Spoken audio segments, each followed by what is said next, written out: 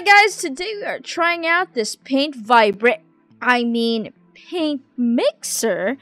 I got this from Hiro Paints. I'm actually really glad they do carry this, because if you use their paints, you're gonna use these a lot.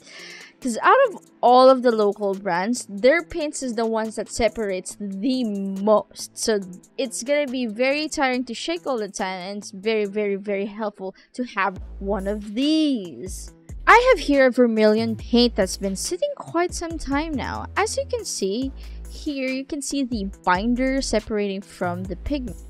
This is a sheet of plot plates, which we're gonna use as our test samples, our demo piece. Now I'm gonna place some unshaken paint on this one. As you can see so far, it feels watery, a little pale. Now I'm gonna grab my brush and see that it just doesn't feel like paint yet. The viscosity is not the actual paint that we're used to. Now I run on the paint on the oscillator. Give it a good press and it starts running. I gave it like 20 to 30 seconds around the thing and changing the bottle's position every now and then.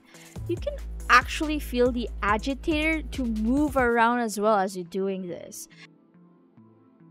Now let's try our paints again, this time perfectly shaken with our oscillator. As you can see, you will never see the separation between the binder and the pigment, which is a good sign.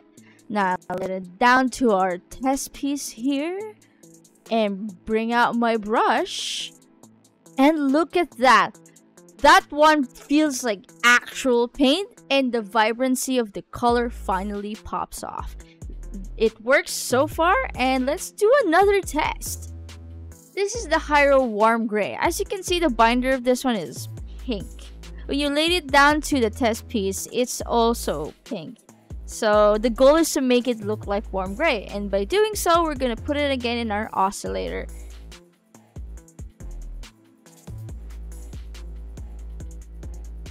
Upon inspection, you cannot see the binder as much in the bottle anymore. Now look at that. Now this is the warm gray after a round in the oscillator. It really actually looks like now warm gray.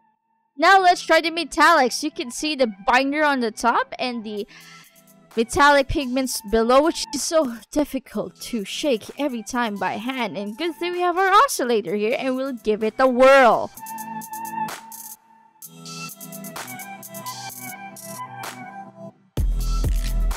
Dropping a sample here in our test piece here and see how it looks like. And look at that. That actually looks like our metallic, which is good. And it shines as well. Now let's try other paint brands. This is the Arkom's acrylic wash, and you can see the separation with the pigment as well as the binder. And we're gonna give it again a round of a twirl as well. I think this was easier for the oscillator to push through because it only takes like within 10 seconds for it to fully mix. You spin my head right around.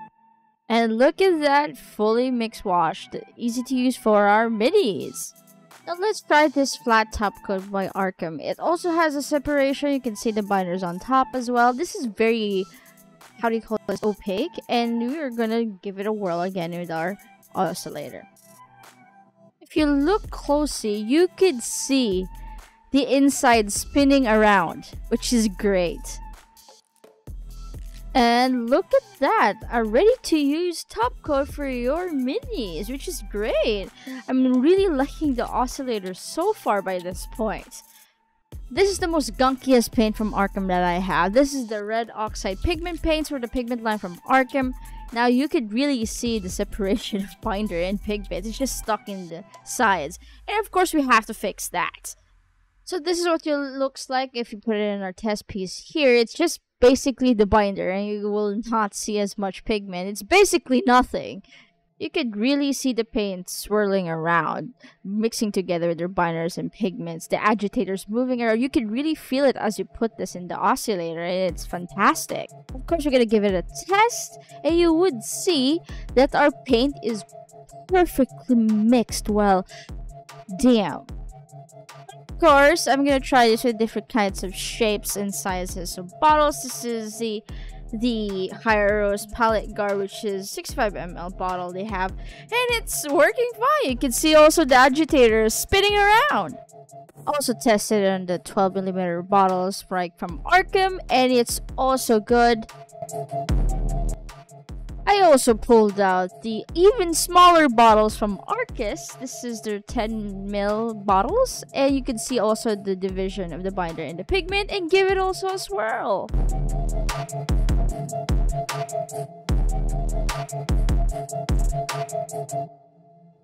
Of course, I also tried the zurcs bottles as well. Works well as well in the oscillator. Mixes the paint perfectly good.